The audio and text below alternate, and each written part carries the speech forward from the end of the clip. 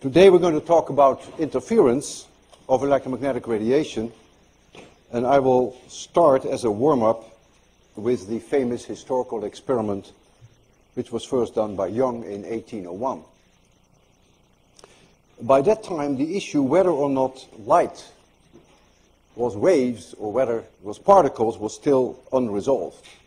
Newton always wanted light to be particles, but the Dutch physicist Huygens wanted them to be waves, and the issue was unresolved.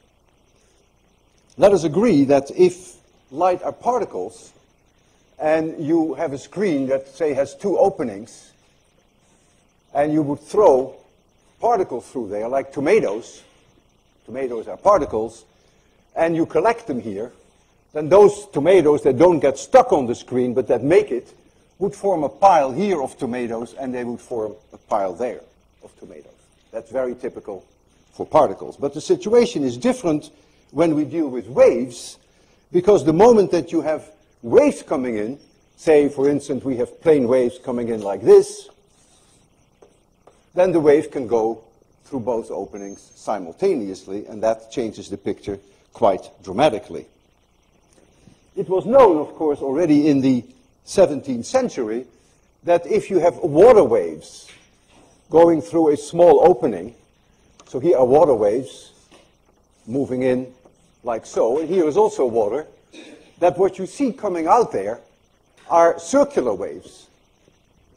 The waves then look like this, and they're propagating out in a circular fashion. And if the velocity of the waves here is the same as the velocity there, then the wavelength here would be the same as the wavelength there. But if the velocities are different, of course, you will see a change, a difference in the wavelength. So Huygens, my countryman, suggested in the 17th century the idea, which is now known as Huygens' principle, that we can think of this in a very different way. Huygens, by the way, is difficult to pronounce. Anyone of you who knows how to say Huygens correctly is also Dutch, because you miss the ui in your language and you miss the ch in your language. And the combination of ui and ch is a complete killer for you guys. You know, you don't get extra 803 course credit if you can come to my office and say Huygens, but it will certainly put you in the Dutch category. So in the 17th century, then Huygens came with an idea which was later amended by Fresnel in the 19th century, and it is now known as the Huygens, I will pronounce it your way, the Huygens-Fresnel principle, which works as follows. If we have a plain monochromatic wave, and it's incident on a screen with an aperture, so this would be an aperture, an opening. Here you would have two apertures, two openings. Then the Huygens-Fresnel principle states the following. All points in the aperture plane may be thought of as secondary point sources of spherical waves. And the point sources replace the real source which is flooding the screen, and the screen itself is a perfect absorber of the radiation falling upon it. And so I will repeat the Huygens-Fresnel principle, which I will need today. All points in the aperture plane may be thought of as secondary point sources of spherical waves. In the case that we had water, this is a two-dimensional surface, they would be circles. But when you deal with light, you can think of them as three-dimensional, that means spherical waves.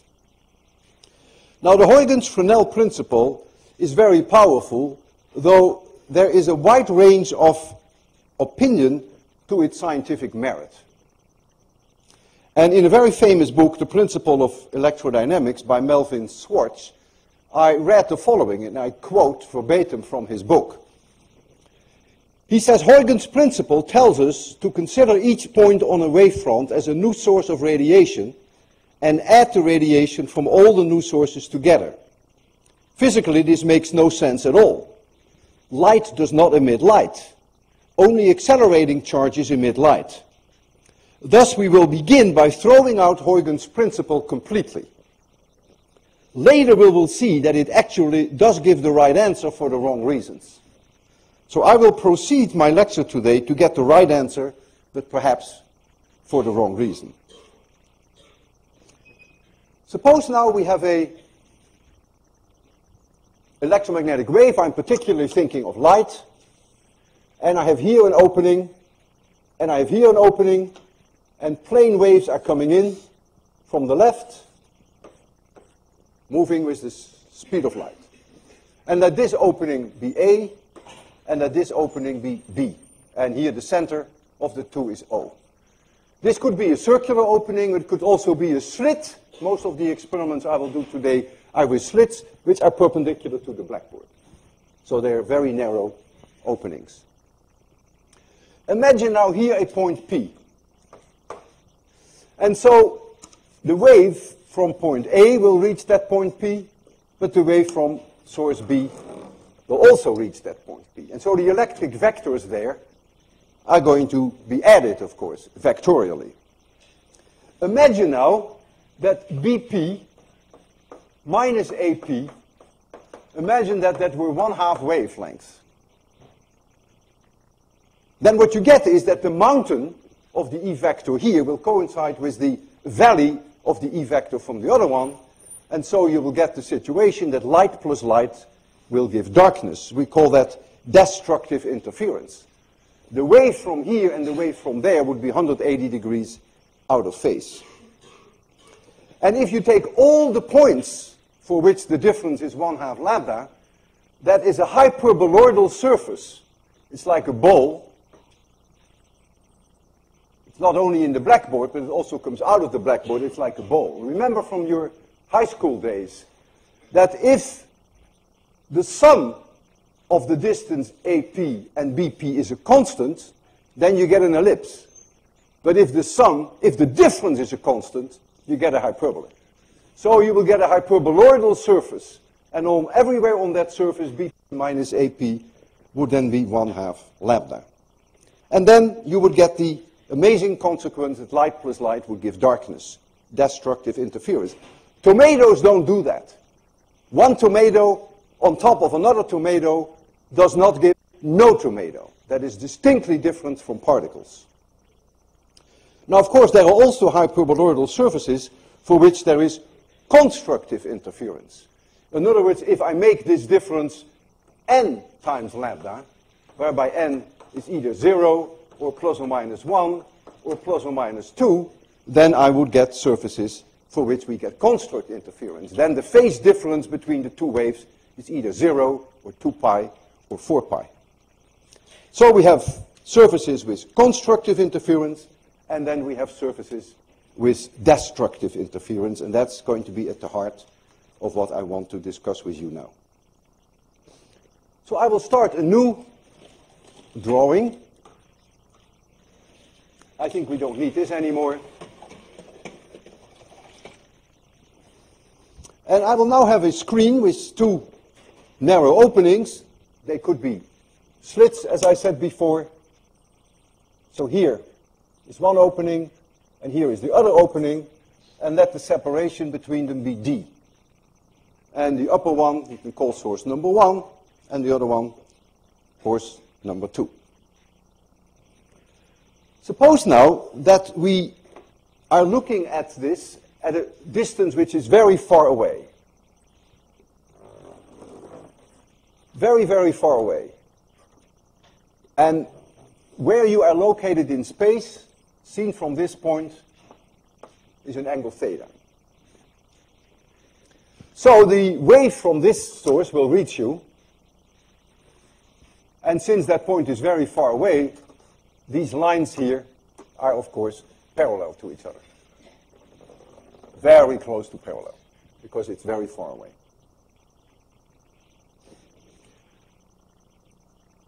The wave that comes from this one has to travel over a larger distance than the wave that comes from this one.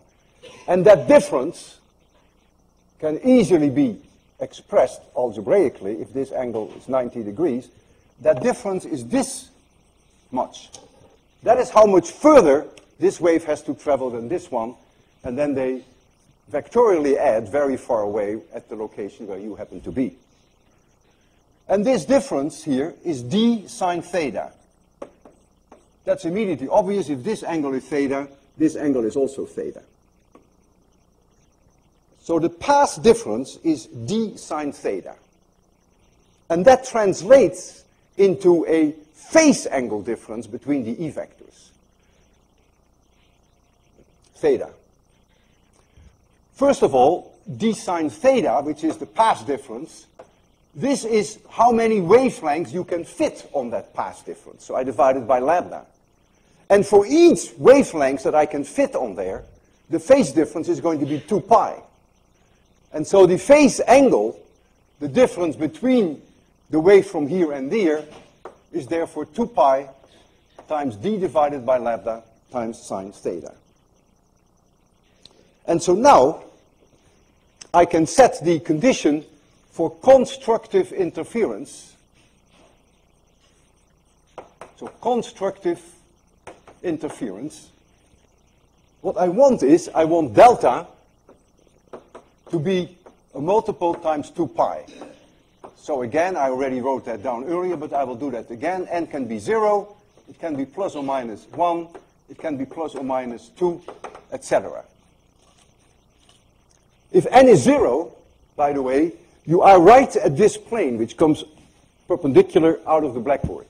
Clearly, when you're on this plane, when n is 0, the distance to any point on the plane from source number 1 and source number 2 is obviously the same. You can also write down that d sine theta, and I'll give it a little n, which makes connection with this n, it's nothing to do with index of refraction, that d sine theta is now a multiple times 1 wavelength. That's saying the same thing. So this statement here is the same as this statement. There's no difference between them. And now we can write down the condition for destructive interference. So now you want that delta is pi, 3 pi, 5 pi. So now you have delta equals 2n minus 1 times pi. And if you want to write it down in terms of the d sine theta, then you get that d sine theta of n, which is that n that you see there, is now 2n minus 1 divided by 2 times lambda. And so this is at the heart of the idea of the interference, in this case, of 2 of these sources, 2 slits or 2 circular openings. Let me check that we have that right. D sine theta, the n makes connection with the n, equals n lambda. Delta is a multiple of 2 pi. Destructive interference, we get 2n minus 1 times pi. Yes, I can live with that. Now I want to be quantitative, because I'm going to do a demonstration very much with the numbers that you're going to see now on this blackboard. I'll give this back to you, although you may not need this. So we now have the 2 openings all the way on the left here, and they are so close together, so this is that screen, they're so close together that you can't even separate them anymore. So this is the point where the 2 openings are. And we are going to look on the screen, which is far away. So here is a screen, which is going to be that screen, and we want to see how the constructive interference, that means light, shows up on the screen, and how the destructive interference, that means darkness, shows up on that screen. And so here are these 2 openings. So light comes in from the left. And let this distance be L. And so I want to know, if I look under an angle theta, as seen from the slits, I want to know what kind of pattern I will see. Let's call this x equals 0. And we call this x, positive x, and that's negative x. You can also say that the sine of theta, if you want that, is approximately x divided by L, but that's only true for small angles of theta. And with this kind of interference, we sometimes have angles of theta which are not small at all. So I want to warn you that this is not something you can use universally, but today you will see that we can use it.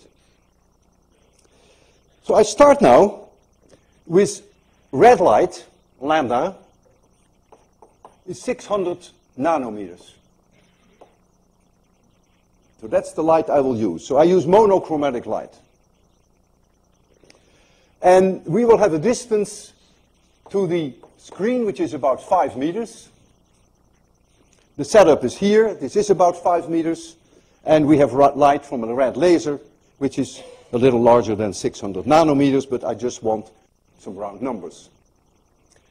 And the separation here, d, between the two slits is 1/4 of a millimeter. Now, you may think that that is rather small. Well, you will see that that's what you need. You need very small values of d to even see this phenomenon. So now, let's evaluate what n is. Let's evaluate what delta is. Let's evaluate what the sign is of theta of n. And then we will evaluate what x of n is. And we will do that for constructive interference. So the numbers that you're going to see here is for constructive. And of course, if you want to, you can do the same exercise for destructive interference. I need constructive interference, so I have to turn to delta is that, and I make them n times 2 pi. And I start with n equals 0. Well, that's easy. N is 0. Delta is 0, the sine theta n is 0, and x of n is 0. That's where you will see maximum light, constructive interference. Obviously, that's the plane that goes right through the middle of those two openings, and the distance to each one of those sources everywhere on that plane is, of course, the same. And so you expect here to see light maximum. Now I go to plus or minus 1, and I calculate now what delta is, then I get plus or minus 2 pi. And so the sign is now 2.4 times 10 to the minus 3. You can check that, because you know what the d sine theta is n times lambda, and I told you what lambda is. D sine theta is now n times lambda, and we take n equals 1, and you know what lambda is. You know what d is, so you can calculate the angle sine theta. And that translates then into an x value of about plus n minus 1.2 centimeters. So now I know what the sine of theta is, and I use the small angle approximation, which is more than adequate. And I know now where on this screen I get, again, maxima. And that is then here, 1.2 centimeters on this side, and 1.2 centimeters on the other side, because you get, of course, plus as well as minus. And then I can continue for n equals 1, n equals 2. I will just do plus or minus 10. So then you get here plus or minus 20 pi. So then you get here 24 times 10 to the minus 3. And so you get plus or minus 12 centimeters. It's almost linear, because the sine of theta for these small angles is still the same as theta in radians. Now, before I show the demonstration, I want a little bit more information on the shape of the dark and light areas that I'm going to see. So what I plot here now is, I will lower this and I will raise it later, because I want to work above my head so that you can see what I'm doing. So I'm plotting here the sine of theta. And keep in mind that is linearly proportional with x. But I always prefer to plot the sine of theta. And so here is 0. Let here be lambda divided by d. That is where my first maximum will come. You can see that. And then here, the same distance, I have 2 lambda divided by d. And on the other side, I have minus lambda divided by d. And all of these are maxima, constructive interference. And the destructive interference clearly falls smack in the middle. I did not calculate them. And so the destructive interferences are here. And so you get light curves, light intensity, which is like this. Light intensity, remember, is always the pointing vector. So this is light intensity. And that is in watts per square meter. Now the first thing that I want you to notice, and you will see that today in various demonstrations, is that the location of the maxima depends on the wavelength. So that means if red light, 650 nanometers, if that falls here as a maximum, and it falls here as a maximum, and it has here a maximum, and it has there a maximum, that blue light, which would have a wavelength, say, I pick 400 nanometers, would not have its maximum at the same location, therefore not the minima either. Because look at the relationship. N d sine theta is n times lambda. And so the angles of theta are different.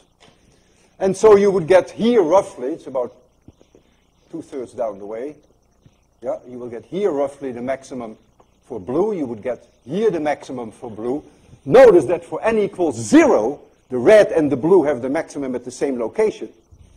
But you would get the first maximum, the blue here. You would get the second maximum here. And you would get the third maximum almost exactly at the location where you get the second maximum for red. The reason being that 2 times 650 is very close to 3 times 400. That's the reason. So each lives a life of its own. The light intensity that you see is a cosine square function of delta divided by 2. And this is so fundamental that first I thought I will ask you to derive it, but then I decided to spend 1 minute on it and derive it for you, because it's extremely important that we use that later in our predictions. So let us assume that source number 1, and the other one I call source number 2, but that source number 1, E01, has an E1, sorry, not E01, but E1, has an amplitude E01 when it reaches the screen, and then, of course, you have cosine omega t, and this is the frequency of the light. That's the electromagnetic radiation. E2, that is the other source, has E02 times cosine omega t, and here is that crucial delta, which is the difference between the two in phase. That's why you get maxima, and that's why you get minima. That's the whole idea of the interference pattern. Now, if you're very far away from the two openings, then these E vectors are, of course, very closely the same. Remember, E is proportional to 1 over r, but if the distance r is very closely the same, then we can assume, to good approximation, that the E vector, the amplitudes are the same. So that means the total E vector that you get, the sum of the two, vectorial sum of the two, is then going to be 2E0. I simply call it E0 now. And then I get the cosine of half the sum. So I get the cosine of omega t minus delta divided by 2 times the cosine of half the difference. So that becomes the cosine of delta divided by 2. And now you see why the light intensity is proportional to cosine square delta over 2. Because when you calculate the mean value of the pointing vector, you have to take E cross B. And so B also has this term, and also has this term. And so you get the square of this term, and the square of this term. But the average of the square of this term is 1/2, so forget that for now.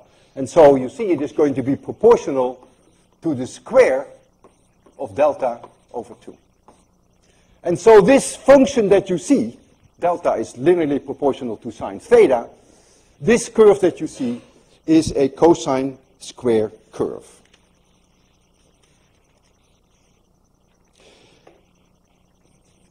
The experiment that I'm going to show you has a separation of the slits, which is 1/4 millimeter. My wavelength is 650 33 nanometers, which is very much the same, and the distance to the screen is about 5 meters. And so the way that we have this arranged is that the two slits, they are vertical, they are like this, and so this separation is 1.4 millimeter, and then we put over there a laser beam, and then the result is what you're going to see there. And so I now have to think about, this is where it is. You're going to see it there, and in order for you to see it, I have to make it completely dark.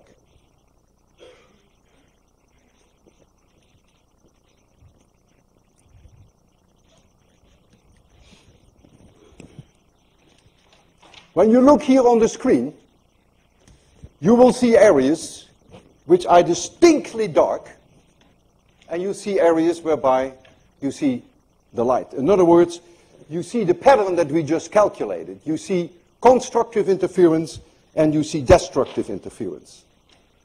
And you're looking here at an experiment that is historically of great importance.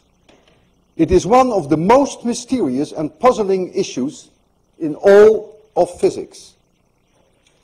This interference pattern, which was first shown by Young in 1801, is clearly convincing evidence that light is a wave phenomenon. However, 20th century physics has shown that light comes in the form of individual photons with well-defined energies, and photons can behave like bullets. They have momentum, they produce radiation pressure, and they can be localized in space. We can detect individual photons in a way that we detect individual tomatoes.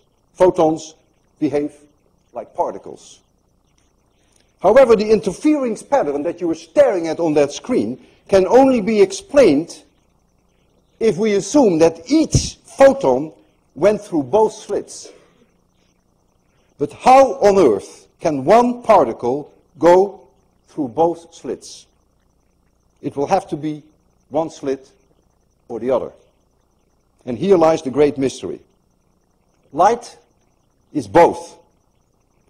It is a wave if you want it to be a wave, and it is a particle if you want it to be a particle. If you manage to determine for every photon through which of the two slits it went, and that is possible, if you do it at very low light intensity, you can really determine through which of the two slits each photon went, then you will not see any interference anymore. The pattern on the screen will be like that of the tomatoes. You get two piles. So the moment that you establish the particle character of the light, by determining through which slit it went, you have destroyed its wave character. And it will not behave like a wave, it will behave like a particle. However, as long as you do not determine through which slit the photon went, thus as long as it remains your guess through which one it went, light will reveal to you its wave character, and you will see interference. The choice is yours, but you cannot have it both ways. And so you're looking now at something that had a huge impact on physics. Clearly, at the time that this experiment was done, it was accepted that light are waves, but we now look at it in a very different way. I want to show you a slide of this, what we call double slit interference, in white light. We did it in red light. That's the easiest, and you get very sharply defined maxima and minima. And the reason why you get them so sharply defined is because you don't have the interference of the other color. But of course, if you do it with white light, then you will see the blue light has its own spacing and the red light has its own spacing. And the net result, of course, is that you see a somewhat different pattern. And that I will show you here. I will make it a little darker for that. So the upper panel is then the double slit interference in blue light. And you see the clearly dark lines, which are the destructive interference locations. And you see, as I already indicated on the blackboard, that the separation of the red is larger, because it's wavelength dependent. And if you then do it with white light, then you see something like this. So it's more difficult to actually see the maxima and the minima. Now what you can do with light, if you can turn light plus light into darkness, then obviously you should also be able to turn sound plus sound into silence. It's just a matter of scaling up the whole experiment. And that is what we have set up for you here. We have two loudspeakers. And so all the equations that you have here apply verbatim, except that we scale it a little bit. So our D is no longer a 1/4 millimeter, but our D is now 1.5 meters. So here is a source of sound, and here is a source of sound. And they are fed by the same electronics. And so the D, the separation, is 1.5 meters, and the frequency is 3,000 hertz.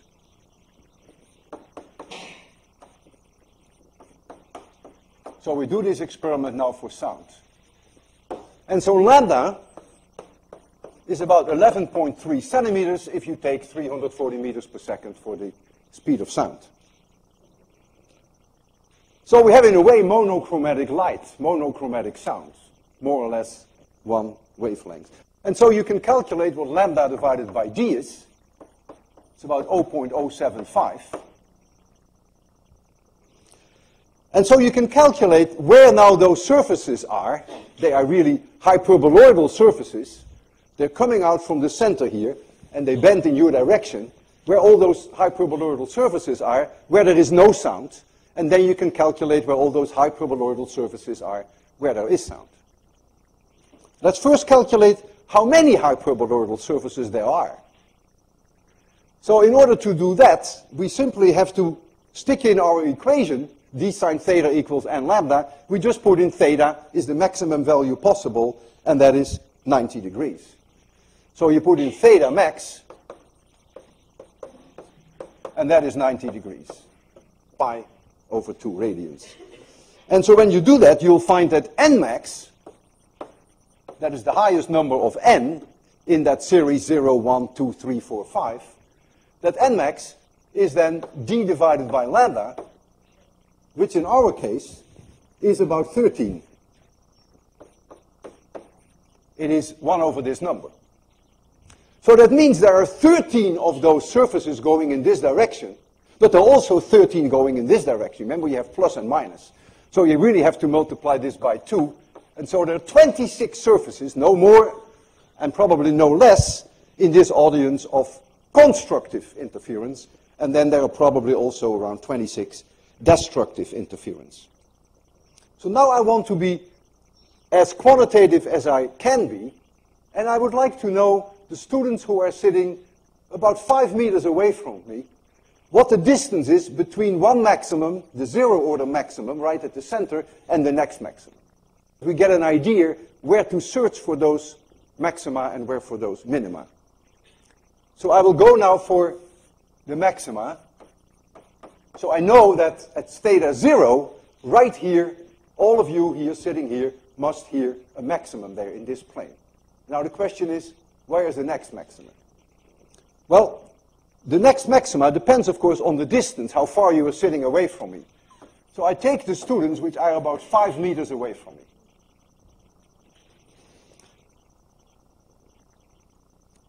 The sign of theta 1, this 1 now makes reference to n equals 1, that is the first surface away from the center. So the sign of theta 1 is then 0.075. And that translates into a value of theta 1, I think it's about 4.3 degrees, that's right. And so now you can calculate what the separation is between one maximum and the next maximum. That separation x1, I call it x1, is roughly L times that 0.075, and that is about 38 centimeters. So right there, those guys that I'm looking at now, you will have a maximum sound here, and when you move 38 centimeters, you will have another maximum, and there is a minimum in between. So the minima and the maxima right there, where Eliseo is sitting, is about 19 centimeters. Now for you there in the back, it is larger. And for you here in front, it is smaller. Because remember, those surfaces go like this, and so here the separation is smaller. I just give you this as an example, that you know roughly an order of magnitude of what you are looking for. So I'm going to turn on this sound now, and then I want you to wiggle back and forth, as you did when you were in nursery school, and I want you to find the locations of maxima and minima. And I can assure you that the ones with minima, the ones with sound silence, are extremely well defined, because of course we have done this several times ourselves. Don't move too fast, move very slowly, and there will be points where you hear no sound, and there will be points where you hear a lot of sound. So are you ready for this?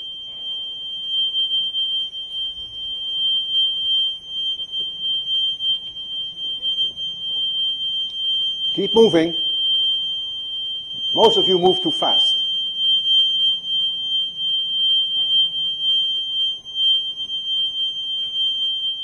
Who was able to clearly distinguish the maxima from the minima?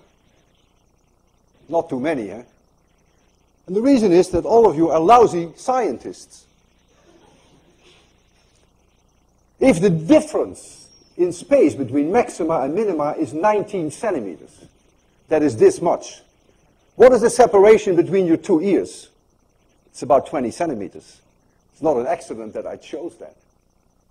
So if you have a maximum here, you would have a minimum there. So what do you have to do? You have to close one ear. And then you will be real scientists. So I'm going to turn it back on again. I want you to close one ear, and then you will be able to find those minima and those maxima. Move again back and forth. Now there may be some reflections from the wall, which may interfere with this experiment. No pun implied.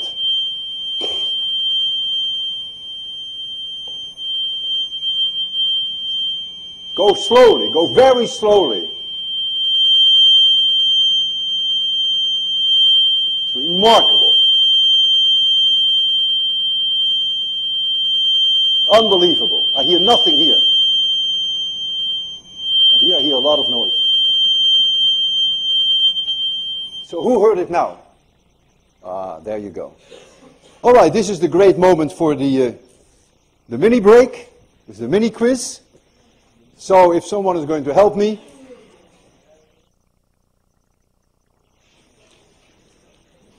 I owe you something regarding exam 2. Here you see a histogram of exam 2.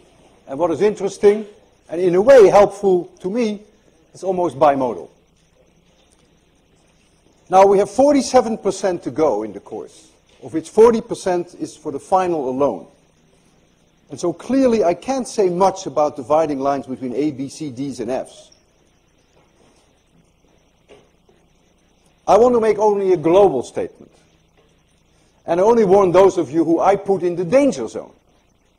The danger zone for me are students whose cumulative, assuming that they've taken all the exams then, whose cumulative is less than 30 or near 30. And those are really the students almost exclusively who have less than 45 for exam 2, or approximately 45. So this is the danger zone. Now that doesn't mean that you will fail the course. It's just a matter of probability. I would say it's high.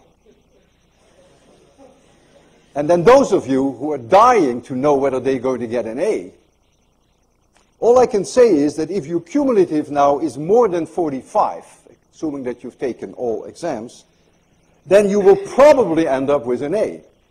Will you end up with an A? I do not know. It's all a matter of probability, but the chances are you may. So that's as far as I can go regarding the dividing lines of course grades. So now I will continue the idea of interference, which has very far-reaching consequences, and I will turn to what we call thin film interference. And I will cover normal incidence. It really doesn't change very much if you change to a different angle. The concept is the same. Thin film I have here a thin film of oil, and we will shortly see what I mean by thin. So this is air, so we have plane waves of light coming in this way, so it's normal incidence. And this is N1, which is air, so that's about 1. And this is N2, which for oil is about 1.45. Let's make it 1.5, just so we round it off. And this is N3, which is again air in this case, so let's make it 1. It doesn't have to be air, but I will make it air. And let the separation, or the thickness, I should say, of the oil be D. And I call this surface A, and this surface between oil and air, I'll call that B. So let light come in, normal incidence, comes in from above, over a large surface. I'll just put in one arrow here, and let that intensity be I0. And now I'm going to calculate how much is reflected back into the air. And I put the arrow here, so I offset it, just for the purpose of clarity. So some of it is reflected, and some of it goes straight through. And all of you are more than capable of calculating how much is reflected. At that point A, the R, the reflectivity of the E vector, is N1 minus N2 divided by N1 plus N2, and that is minus 0.2. The minus sign tells you that there is a flip here in the E vector by 180 degrees. The intensity of the light that is reflected is then 4%, the square of this number. And if 4% is reflected, then clearly 96% goes through. So if this is 100, then this is 4.0, and then this is 96. So this light here hits the surface at B, the boundary between oil and air, and some of that light goes through, which I'm not interested in, and some of it comes back. And so I can calculate, again, the R value for that surface near B, which is now N2 minus N3 divided by N2 plus N3. N2, this is N3, and so that is plus 0.2. So there is no flip in the E vector as it returns. And the fraction of the light that is reflected is again 4%. However, it is 4% of the 96%, because only 96% go through. And 4% of 96% is 3.84. When it reaches this surface here, again 4% will be reflected, and 96% will go through. So what comes out here then ultimately is 96% of this number, which is 3.7.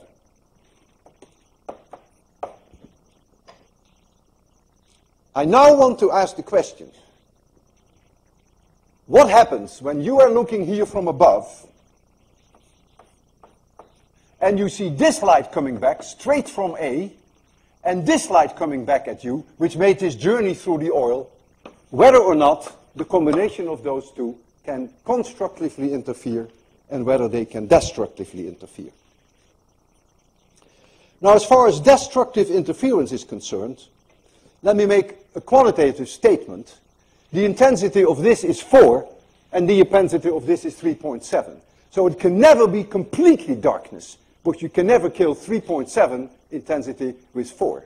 But if they're 180 degrees out of phase, which we will be able to do, there is very little light left. There will only be the difference, which is 0.3 left. So it will be quite dark. But I will still call that constructive and destructive interference. So the question now is, what is the phase difference between this light here and this light there? Phase difference. That's what matters. Well, let's first look at the difference in path. The difference in path is clearly 2D. Because this light has to go in this direction, that is D, and it has to come back, so that's 2D. So now is the question, how many wavelengths fit on that separation, on that distance 2d? Wavelengths in oil, of course. That's what matters. So that is this many. So what now is the phase difference? Now we have to multiply this by 2 pi. Because if this were 3, then the phase difference is 3 times 2 pi. For each wavelength, you get a phase difference 2 pi. So now you have to multiply this by 2 pi. So now you may think, and that would not be unreasonable, that this is the phase difference between this radiation and this radiation. But what have you overlooked when you do that?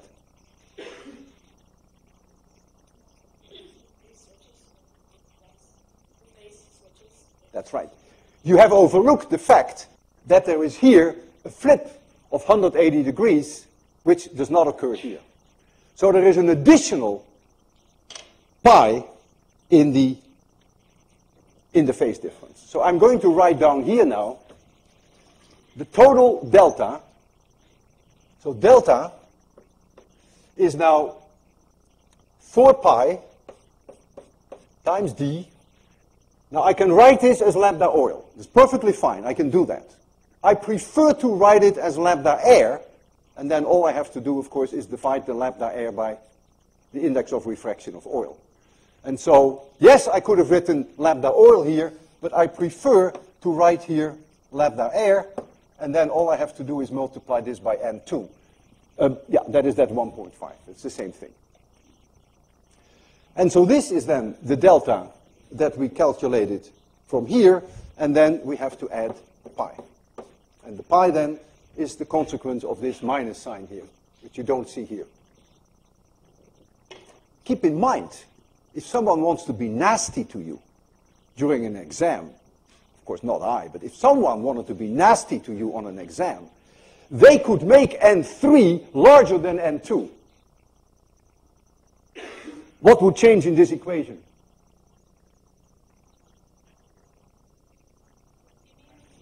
The pi would disappear, that's all. The rest would remain the same. So don't think of this as a universal equation. There's no such thing. So this pi is the result of the fact that here n2 is larger than n1, but that here n3 is smaller than n2. That's why you get only pi.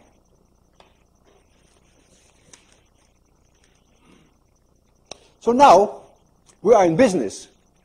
We now have here the criterion for constructive interference. You want me to have it higher?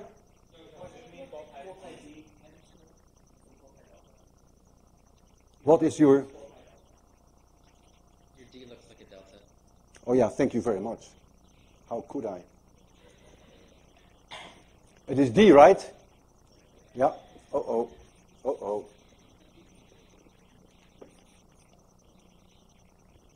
My Greek heritage somehow. No. All right.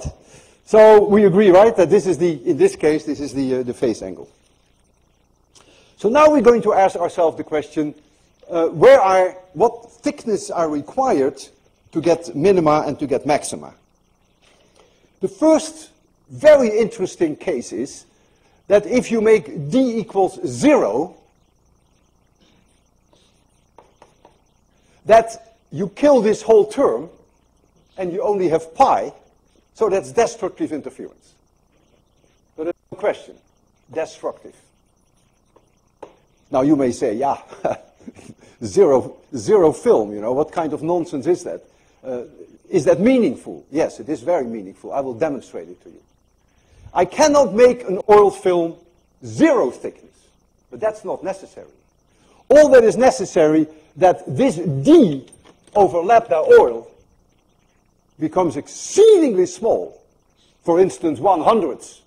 So if I make D 1/100th of the wavelengths of light in oil, then I'm close enough, and you will indeed see then, I will do this with soap, that in reflection you will see no light. You get completely destructive interference. Apart from the fact which I mentioned, that there is an imbalance between the 4.0 and the 3.7. But that's a different issue. So we will even be able to enjoy the D equals 0. But now I want to be more general. I want to give you a feeling quantitatively for what you're going to look at. and also a feeling for what thicknesses are really necessary to see these colors. And so I am going to address now only the case of destructive interference. And I'm going to choose a lambda in air of 400 nanometers. That's my choice. So that means that my lambda in oil is 400 divided by 1.5, which is about 267 nanometers. And now I want to calculate for what thicknesses d I'm going to get destructive interference.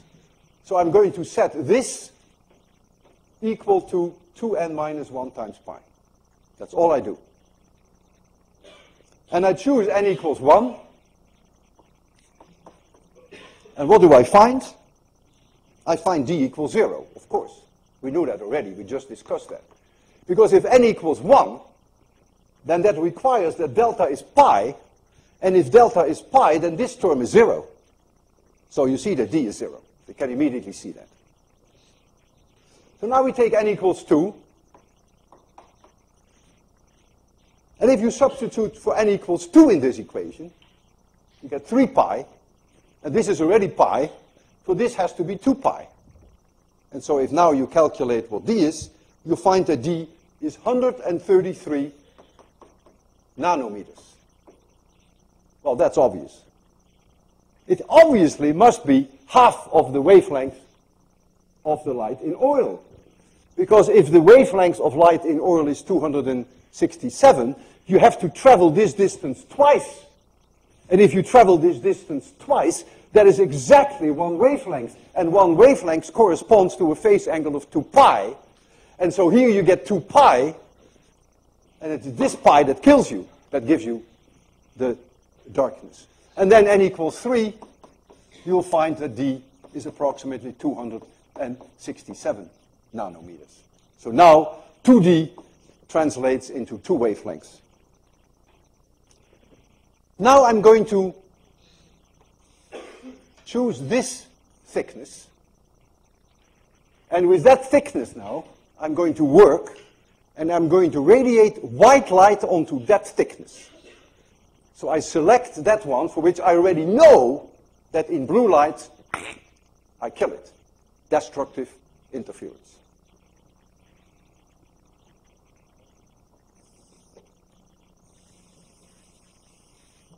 So we now have white light. And we have d is 133 nanometers, so that is non-negotiable. D is 133 nanometers. I'm going to write here lambda air in nanometers. I'm going to write here delta. And I'm going to write here the cosine squared of delta over 2. That is a measure for the light intensity. It's proportional to that. We discussed that, and I showed that. I derived it for you. Okay, 400 nanometers, blue light. Delta is 3 pi. This is 0. We already calculated that. That's the destructive interference if you make it that layer. If you make it 133 nanometers. Now, I need green. Yeah, we have green. So now I'm going to also shine on it green light, 500 nanometers. So I know what D is, so that's non-negotiable. And now my lambda air is now 500 nanometers. And so I can calculate now what delta is. Untouched by human hands, very simple. And I find now 2.6 pi. And if now I take the square root, not the square root, if I take cosine square of delta over 2, I find 0.35.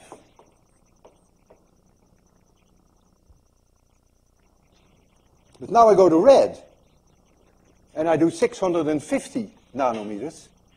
And now I calculate what delta is, and I find 2.2 pi. Now I get 0.90.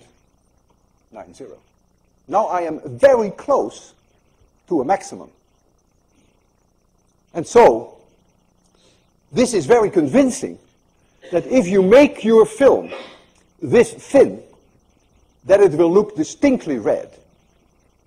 Maybe not perfect red, but it will look distinctly red. The red color dominates, and the blue practically absent at all, apart then from the imbalance that you may have between the 4.0 and the 3.7.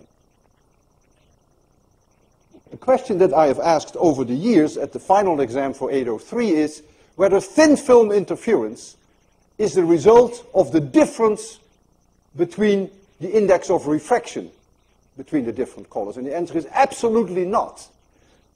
The index of refraction I have taken the same for all colors, for all practical purposes. That difference does not explain the colors. The color is explained by the difference in path length divided by lambda. That is why you see colors. It has nothing to do with the index of refraction. You can see thin film interference in soap, and I will try to demonstrate that. You can see it in oil spills on the road. I will show you an example. Only thin films give you colors. Thick films do not give you colors. If you go through the exercise, which I want you to do, to make D 0.1 millimeter, which is, by practical standards, still very thin, you will not see any colors. And the reason is that if you go to this equation and you calculate for which colors you will see constructive and destructive interference, there are so many colors in the visible spectrum for which you get constructive interference, so many you will see that your brains will tell you to see white light. There is not one color that dominates. The n values that you will need, by the way, are going to be very high. They're in the range 500 to 700. Huge values of n are necessary in order to get the destructive and the constructive interference. Go through this exercise on your own, and you will see very quickly that so many colors constructively interfere that the film will look white.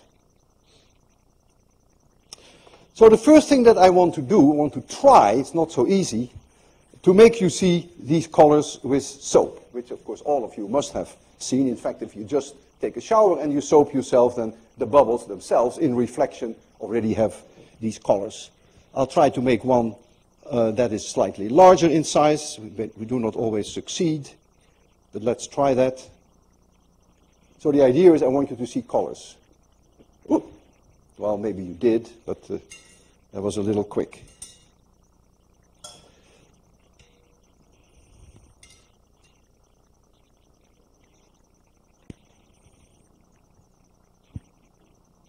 Now, you see colors, did you? That's all I wanted you to see.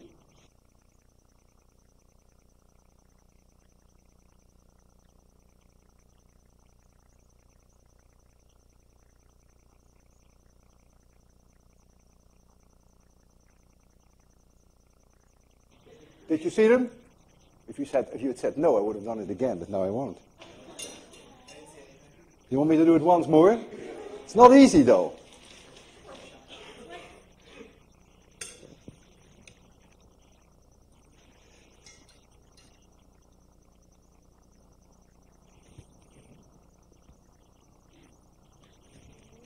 Now you saw it, right? Yeah, thank you. Okay, so soap bubbles give these colors because they are exceedingly thin. It also gives you a feeling of how thin they have to be. Really, they can't be much thicker than a few times the wavelengths of light. If they become much thicker, you lose the colors for the reason that I just mentioned to you, that there are too many colors that constructively interfere, and then you don't see it anymore. Now I have a demonstration which is very tricky. It works most of the time, but not all the time. We're going to make a soap film on a metal frame. It's going to be done in this box. So we have a metal frame, and we dip it in soap, and so you get a soap film there. And then gravity will make the film thinner at the top and thicker at the bottom. So as you make a cross-section through here, then the film, so this is then the soap. I can make this so thin that it's completely dark in reflection. That is what I promised you, that d is not 0, but d divided by lambda is so small, maybe 1/20th of 1/30th of the wavelength of light, that it will turn completely black. And as this proceeds, in the beginning, the top will show you colors. It goes through these phases of colors, and then it gets thinner and thinner and thinner, and then it turns completely black. I will show it to you upside down, so don't get confused, and that has to do with the way that we project it. So the thinnest part of the film will be low on the screen, and then the part of the screen that is the thickest of the film will be the upper part. As you look at it, appreciate the fact that when we go into the dark phase, if we succeed, that you are talking about the thickness of the film, which is many times smaller than the wavelengths of light, which is typically half a micron. Okay. Let me first get the film up. Oh, actually, let's not get the film up. Let's just get the light up. Let's turn it off. Here, it has to be completely dark. Didn't we agree it has to be completely dark here? So I'm going to dip it in here.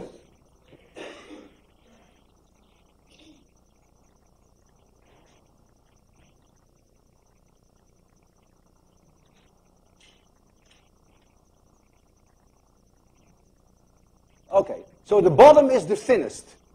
And you see the colors. You see them? And you see that the thickness changes over the film. And that's why there are areas where the red dominates, and then other areas where the red dominates again. And so the bottom gets thinner and thinner and thinner. The white light that you see now here is the result of Markov's trick. In order to avoid that the film bursts, he has to put glycerin in the soap. And what you see here is a reflection of the layer of glycerin which forms on top of the soap. So we'll have to wait a little bit for that glycerin to also go down, and then you will see the pure soap, and that is then the area, and boy, look at it, black. That area that you're looking here now is way thinner than the wavelength of light. And so the reflection is, well, when I say 0, of course, that depends again on the asymmetry that you have, that we discussed here on the blackboard, between the 4.0 and the 3.7. It's a little different for water than it is for oil. But you see? Black. You can just look at it for a while. It may burst. You also see some very interesting thin film interference in the glycerin itself, which is the oil layer, which is on top of the soap. This is not uncommon. You may remember when you see oil spills on the road, that you sometimes see these very nice structures, brownish, reddish, bluish. But here, look at this, look at this. Isn't that incredible? Isn't that fabulous? Boy, the film is holding up, Marcos. We can't complain. Ah, you see these nice oil structures here in the glycerin? The nightmare that we have always is that it pops too fast, and then you have to do it again, again, again. And our experience is if somehow the soap is not right, then in general, no matter how often you try it, it keeps popping. Oh, look how beautiful. Look how incredibly nice the thin film interference in the glycerin, and then here the total darkness. Because the thickness of the film, of the soap, is many times smaller than the wavelength of the light in the soap.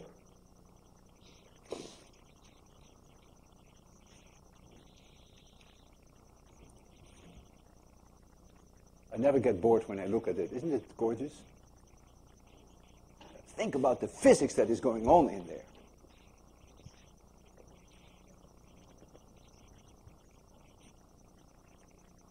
All right. Let's look at some other phenomenon of interference. Try to remember this. This is a gorgeous picture.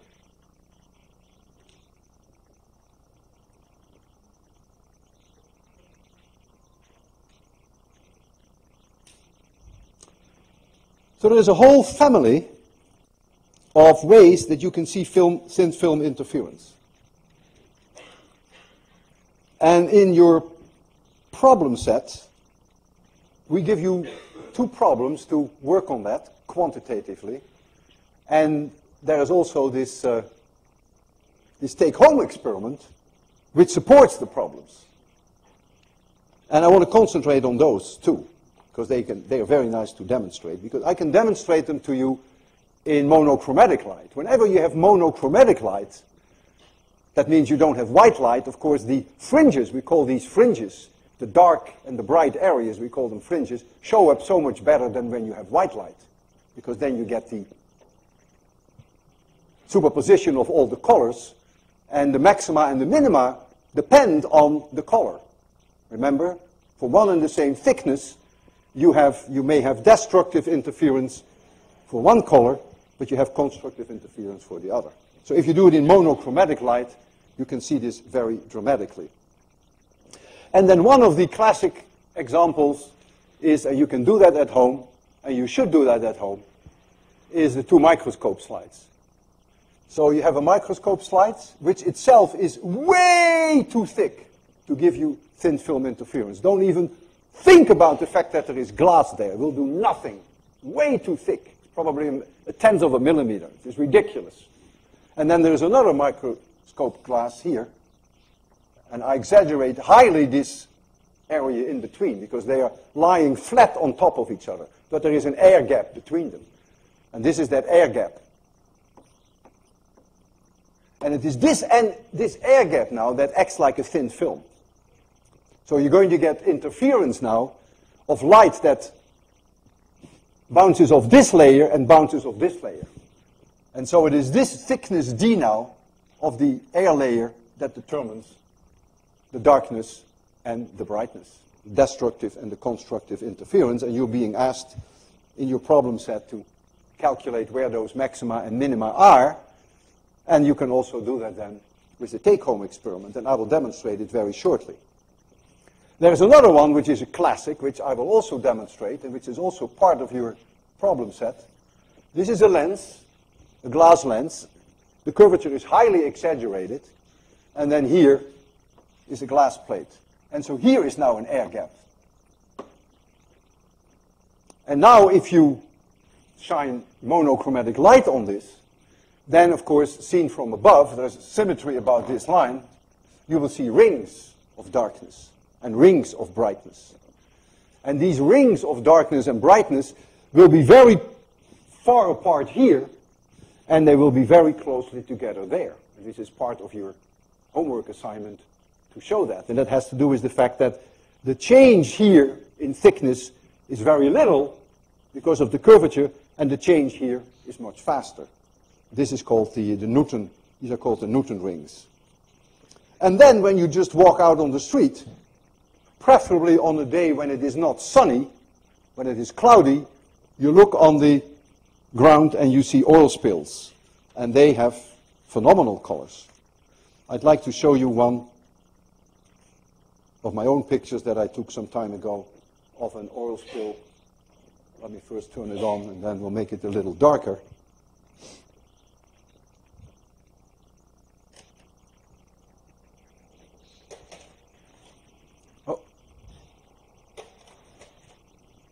I'll make it a little darker so that you can see it better.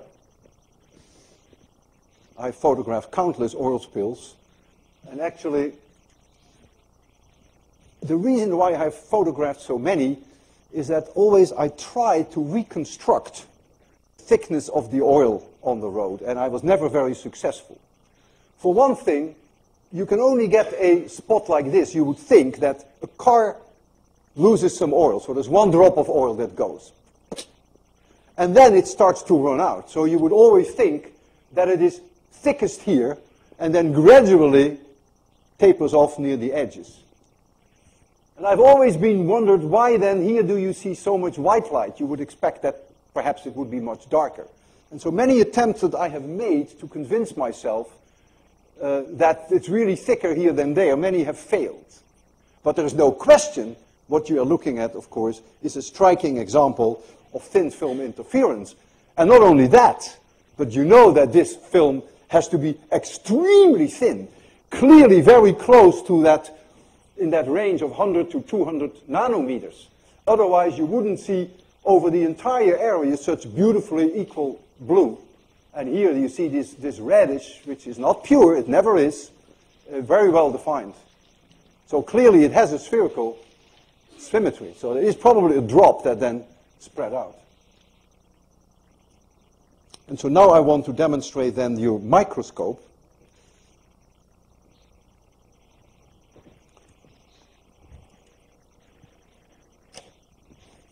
So the microscopes we have here, microscope glass, turn on the CD TV there, if everything works. And we do it with near monochromatic light, this light from a mercury lamp, which is largely in the green, so you see very well established maxima and minima. That's the beauty if you do it with monochromatic light. And so these two microscope slides are just on top of each other. But yeah, there is always a little bit air in between. And so you can sort of make up your own mind that they may be touching each other, really touching where they have practically no air, for reasons that are not so clear, which must be somewhere here. And that's where the separation between the dark lines is the largest. And then somehow here you see these fringes, the areas of darkness and maximum constructive interference. And when I push on one side of these slides, then of course I change this very subtle structure of light in between these microscopes. And then you will see an immediate change in the separation of the lines. So I'm just pushing on it now, changing the configuration.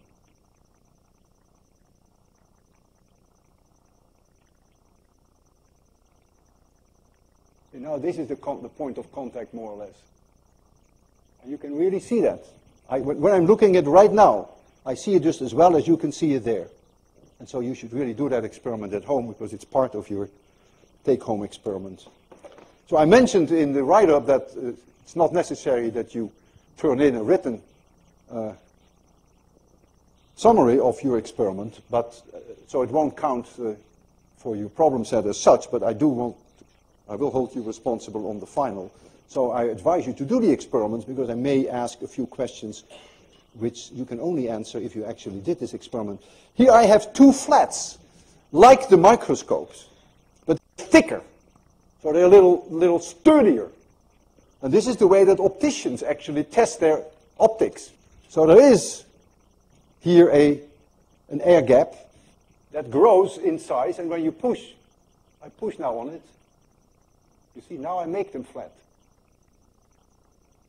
Now I see almost no fringes. Now I push so hard that I open them again like this.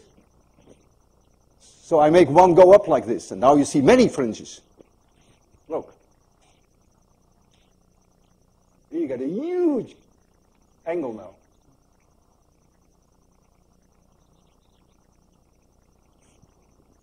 And then I want to show you this, which is called the Newton rings. We have it arranged in such a way that with some set screws we can actually push down on this, so we can also make the air gap larger and smaller. And that we're going to show you there.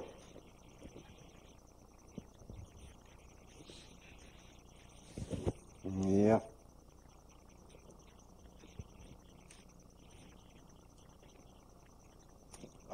can actually make it even darker. That may be nicer for you. You already see there the center portion of the contact. Where the contact is here, the air gap doesn't change very much. And therefore you will see that the spacing of the rings is large. But when you go further out, then the spacing gets smaller. And it becomes difficult to see, perhaps. But if you're close here, I can really see the rings here much closer than the rings here. And I can put some pressure on there. So in other words, change the geometry a little bit. So now I squeeze a little harder. I hope I don't break it. And when you squeeze harder, they touch each other over a larger surface in the center. You see, therefore it opens up. So over this very large area now, is the gap the same. And when I loosen it up, then you expect those rings to become smaller. And this is something I believe that is also part of your take-home experiment. All right, I can't wait to see the result of the mini-quiz. I'll be proud of you if you did well, let me tell you. And I see you then, I hope, on Thursday.